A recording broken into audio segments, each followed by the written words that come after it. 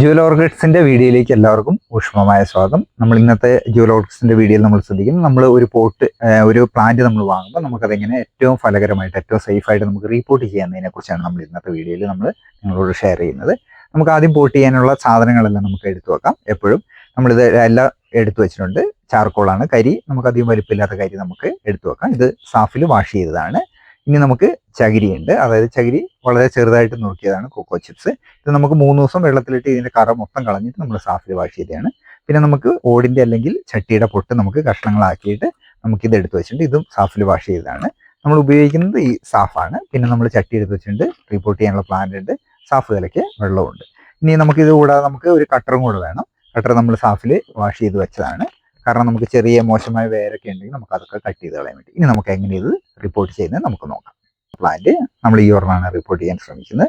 ഇതിപ്പോൾ നമ്മൾ പ്ലാന്റ് കിട്ടി. പ്ലാന്റ് നമ്മൾ ഇതിങ്ങനെ അധികം ബലം കൊടുക്കാതെ നമ്മൾ ഇങ്ങ് ഊരുക. വേരൊന്നും പൊട്ടാതെ നമുക്ക് നോക്കിയാൽ മതി. നമ്മളിത് ഊരി എടുത്തിട്ട് അതിൻ്റെ അകത്തെ ചകിരി നമുക്ക് ഇതിലേക്ക് ഇടാം. ഇത് പഴയതാണ്.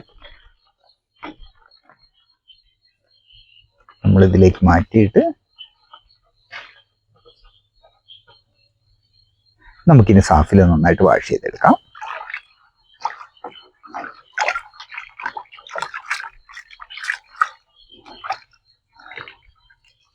സാഫിൽ വാഷ് ചെയ്യുമ്പോൾ നമുക്ക് മോശമായ വേരൊക്കെ ഉണ്ട്, നമുക്കത് കാണാൻ പറ്റും. അത് കാണുമ്പോൾ നമുക്കത് കട്ട് ചെയ്ത് കളയാം.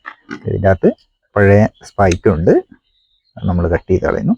പിന്നെ ഇതേപോലെ മോശമായ വേര് ഉണ്ടെങ്കിൽ നിങ്ങൾക്കത് കട്ട് ചെയ്ത് കളയാം. ഇവിടെ ബാക്കിയെല്ലാം നല്ല വേരാണ്, നല്ല ഗ്രീനിഷ് ആയിട്ട് നിൽക്കുന്ന വേരാണ്. അപ്പം നമുക്കതൊന്നും കട്ട് ചെയ്ത് കളയണ്ട. നമുക്ക് പറ്റുവാണോ 1-2 മിനിറ്റ് നമുക്ക് സാഫിൽ ഇതിങ്ങനെ മുക്കി വെക്കാൻ കഴിയും. എന്നിട്ട് ആദ്യം നമ്മൾ കുറച്ച് ഓടിൻ്റെ കഷ്ണം അത് നമ്മൾ ഏറ്റവും അടിയിൽ ഒരു ലെയർ ഇടുന്നു. അതിൻ്റെ ഇടയിൽ നമുക്ക് കുറച്ച് ചകിരിയാണ് നമ്മൾ ഇടുന്നത്. ചകിരി ഇത് എപ്പോഴും വളരെ ചെറുതായിരിക്കണം, ഇല്ലെങ്കിൽ നമ്മുടെ ചെടി പിടിക്കാൻ വളരെ ബുദ്ധിമുട്ടായിരിക്കും. നമ്മൾ വലിപ്പം കൂടിയത് ഒരിക്കലും ഇടരുത്. അത് നമ്മൾ ഇട്ടതിന് ശേഷം നമ്മൾ പ്ലാന്റ് നമ്മൾ വെക്കുന്നു. പ്ലാന്റ് എപ്പോഴും നൂർത്തി വെക്കാവുള്ളൂ. പലരും ചെരിച്ച് വെക്കണം, വെള്ളം നിൽക്കുന്നതെന്നൊക്കെ പറയും. പക്ഷെ പ്ലാന്റ് നമ്മൾ ഒരിക്കലും ചെരിച്ച് വെക്കാതിരിക്കുന്നതാണ് ഏറ്റവും നല്ലത്. എന്നിട്ട് നമ്മൾ അതിൻ്റെ ഇടയിൽ കൂടെ നമ്മൾ കുറച്ച് കരി ആണ് ഇടുന്നത്. കരി ഇടുമ്പോൾ അധികം നമ്മൾ പ്രസ് ചെയ്യുന്നില്ല, വേരൊന്നും ഒടിയാതിരിക്കാൻ ശ്രദ്ധിക്കണം. അങ്ങനെ നമ്മൾ കരി ഇടുന്നു. കരി ഇട്ടിട്ട് വീണ്ടും നമ്മൾ ചകിരി ഇടുന്നു. ചകിരി ഇടുന്നതിൻ്റെ ഒരു ഗുണം എന്താണെന്ന് വെച്ചിട്ടുണ്ടെങ്കിൽ നമുക്ക് എല്ലാ ദിവസവും ഒന്നും നനയ്ക്കാൻ പറ്റാത്തവരാണ് കുറച്ച് ചകിരി നമുക്ക് കൂട്ടിയിടാം. കാരണം നമുക്കപ്പം വെള്ളം ഒഴിക്കുന്ന കുറവ് മതി, കാരണം നമുക്ക് ചകിരിക്ക് ഈർപ്പമുള്ളതുകൊണ്ട്. പക്ഷെ നമ്മൾ ചാർക്കോൾ തന്നെയാണ് മിക്സ് ചെയ്യുന്നതെങ്കിൽ അല്ലെങ്കിൽ ഇടുന്നതെങ്കിൽ നമ്മൾ വെള്ളം ഒഴിക്കുന്നത് എപ്പോഴും കൂട്ടേണ്ടി വരും. കാരണം ചാർക്കോൾ ആ മീഡിയം നമുക്ക് വെള്ളം പിടിച്ചു വെക്കില്ല. ഓക്കെ, അതുകൊണ്ട് നമ്മൾ ചകിരി കൂട്ടുന്നു. എന്നിട്ട് കരി നമുക്ക് ഉറക്കും. ഇപ്പം നമ്മൾ രണ്ടും ഏകദേശം നമുക്കിടാം. എന്നിട്ട് എപ്പോഴും നിറയ്ക്കുമ്പോൾ ഒത്തിരി ഗ്യാപ്പ് നമ്മൾ ചട്ടിക്ക് ഇടരുത്. പിന്നെ നമ്മുടെ സ്പൈക്ക് വരുന്നത് മേലെ ഇരിക്കണം. അതിൻ്റെ തൊട്ട് താഴെ ഒരു 1/2 ഇഞ്ച് ഗ്യാപ്പ് മതി നമ്മുടെ ചട്ടിക്ക്. എന്നിട്ട് നമ്മൾ അധികം ടൈറ്റ് ചെയ്യാതെ നമ്മൾ ബാക്കിയുള്ള ഇടത്തും കൂടെ ചകിരി ഫില്ല് ചെയ്തിട്ട് ഇത് നമുക്ക്, കാരണം പ്രസ് ചെയ്യുമ്പോൾ നമ്മുടെ ചെടിയുടെ വേരെല്ലാം ഒടിഞ്ഞു പോകുമ്പോൾ വീണ്ടും അതിൽ ഫംഗൽ ബാധിക്കും, നമ്മുടെ ചെടി നശിച്ചു പോവുകയും ചെയ്യും.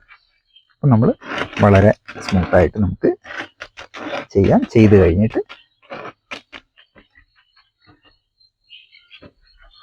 ഇതുണ്ടോ. അപ്പം നമ്മൾ ഇളകാതെ ആ ചെടി ഇരിക്കും, അതെപ്പോഴും ഉറച്ചു തന്നെയായിരിക്കും ഇരിക്കുന്നത്. നമ്മുടെ ചെടി മറിഞ്ഞൊന്നും പോയില്ല.